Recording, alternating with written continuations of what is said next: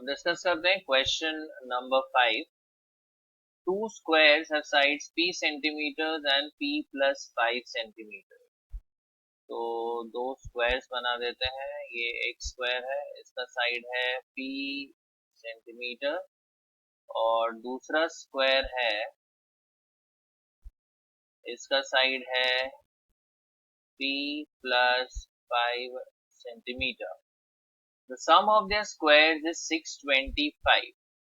Then the sides of the squares are. अगर हम ध्यान से देखें तो ये p है और ये p प्लस 5 है, यानी दोनों साइड्स के बीच में 5 का डिफरेंस है. तो अगर ऑप्शन ए चेक करते हैं, यहाँ 10 एंड 30 दिया है, तो यहाँ पर डिफरेंस है 20 का, तो ऑप्शन ए तो नहीं आ सकता.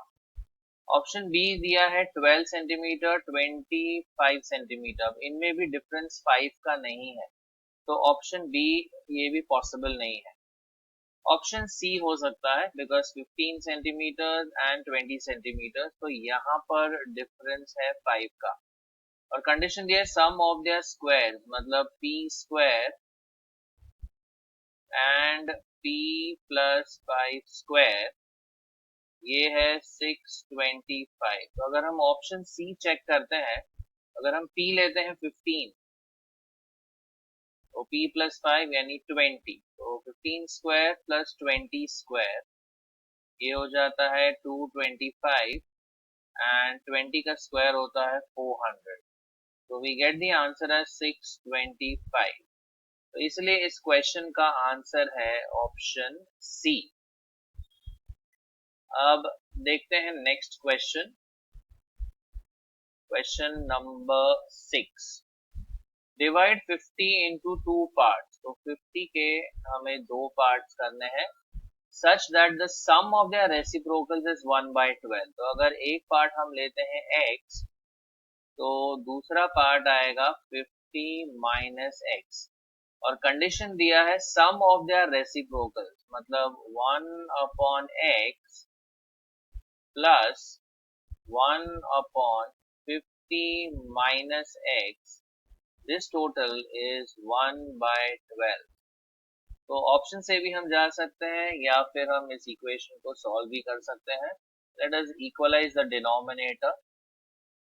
ये आ जाएगा 50 minus X plus X, denominator में ये दोनों मल्टीप्लाई हो जाएंगे, तो ये आ जाता है 50x माइनस एक्स स्क्वायर और यहाँ पर 1/12. माइनस एक्स प्लस एक्स गया, क्रॉस मल्टीप्लाई कर देते हैं. 50 इंटू 12, ये आ जाता है 600 is equal to 50x minus x square.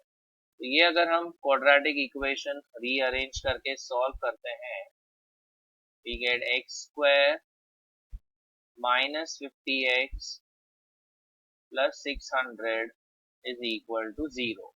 और अगर इसके फैक्टर्स लेते हैं तो हमें आंसर आता है, या फैक्टर्स आते हैं x minus 20, x minus 30 equal to 0. So we get two answers. Either x is equal to 20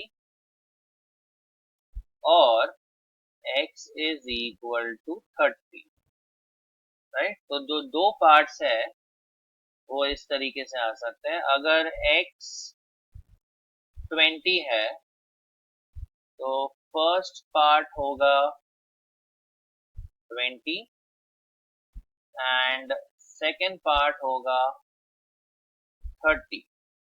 और अगर x हम 30 कंसिडर करते हैं, then the first part would be 30 और जो सेकेंड पार्ट होगा वो होगा 20. So basically जो दो पार्ट्स है वो है 20 and 30. तो अगर हम ऑप्शन चेक करते हैं तो इस क्वेश्चन का आंसर आएगा option D. So the two parts are 20 and 30. अब क्वेश्चन 7 डिस्कस करते हैं. There are two consecutive numbers, not natural numbers, two consecutive numbers such that the difference of the reciprocal is 1/240. अब consecutive मतलब एक के बाद एक, तो अगर पहला नंबर हम x लेते हैं तो दूसरा नंबर होगा x plus 1. Consecutive means occurring one after the other. अब आगे दिया है डिफरेंस ऑफ देयर रेसिप्रोकल, मतलब 1 अपॉन x, डिफरेंस यानी subtraction, minus 1 upon x plus 1, ये डिफरेंस दिया है 1 upon 240. Let us simplify this. तो ये आ जाएगा x प्लस 1 माइनस x, और डिनोमिनेटर में ये मल्टीप्लाई कर देते हैं, तो ये आ जाएगा x square plus x is equal to 1 upon 240. अब x और x कैंसिल हो गया, तो अगर ये हम सिंप्लीफाई करते हैं, लेट अस क्रॉस मल्टीप्लाई, तो ये आ जाता है 240 is equal to x square plus x. तो क्वाड्रेटिक इक्वेशन जो बनता है वो है x square plus x minus 240 equal to 0. अब अगर इसे फैक्टराइज करते हैं 240 को, एंड यहाँ पे हमें मिडिल टर्म चाहिए 1x, right? So this would be 16 and 15. The factors would be a minus 240 है, so positive 16 and negative 15. तो फैक्टर्स आएंगे x plus 16, x minus 15 equal to 0. तो यहाँ से हमें दो आंसर्स मिलते हैं, x is equal to minus 16 और x is equal to plus 15. अब अगर ऑप्शंस देखें तो एक भी वैल्यू नेगेटिव नहीं दी हुई है, तो हम इसे डिस्कार्ड कर देंगे. x इक्वल टू माइनस 16 को हम डिस्कार्ड कर देते हैं, तो हम x लेते हैं 15. तो therefore यहाँ पे जो नंबर्स आएंगे, तो therefore the numbers are, पहला है x यानी 15 और दूसरा है x plus 1 यानी 16. so the numbers are 15 and 16 and इसका आंसर आएगा option A. So the answer to question number 7 is option A, 15 and 16. अब डिस्कस करते हैं क्वेश्चन नंबर 8. क्वेश्चन 8 देख लेते हैं क्या दिया है. क्वेश्चन 8 है the hypotenuse of a right angle triangle is 20 centimetre. तो ये एक राइट एंगल ट्रायंगल बना लेते हैं हम. ये 90 डिग्रीज है, इसका हाइपोटेन्यूज है 20 centimetre. The difference between the other two sides is 4 centimetre.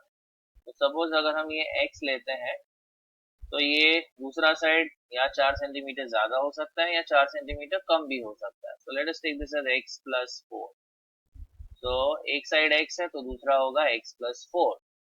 Therefore the sides are, अब यहाँ पर हम पाइथागोरस थ्योरम यूज कर सकते हैं और ये आ जाएगा x square plus x plus 4 the whole square is equal to 20.